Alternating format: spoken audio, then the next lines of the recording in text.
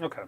So what actually differentiates this when we're trying to think of the genetic codes? Remember, think back to biology classes where we have, for instance, if we have a DNA sequence like this, right, every 3 base pairs, right, is what we call a codon, right?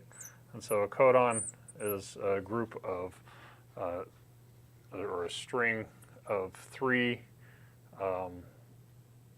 different nucleotides within the DNA sequence, and then each of these codes for a different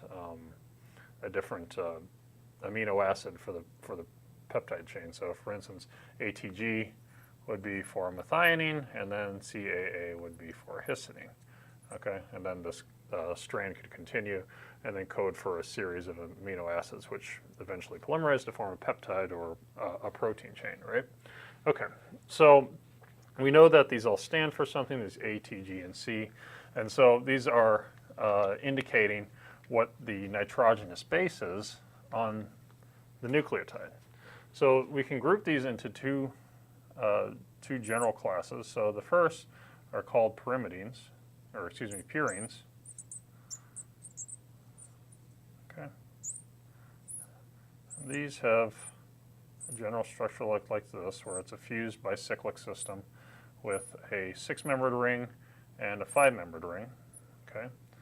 There are nitrogens here, here. Okay. All right. So this basically looks like an aromatic system for a purine. Okay. So again, a fused bicyclic system where you have a 6-carbon ring, or excuse me, a 6-membered ring, not a carbon ring, because some of these are nitrogens, and a 5-membered ring. All right. So the other types we can class these into are pyrimidines. These have a general structure of just a single 6-membered ring.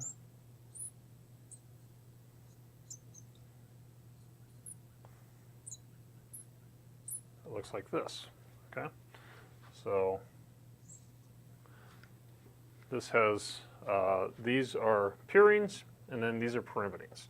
So the purines are going to be A, so adenine and guanine.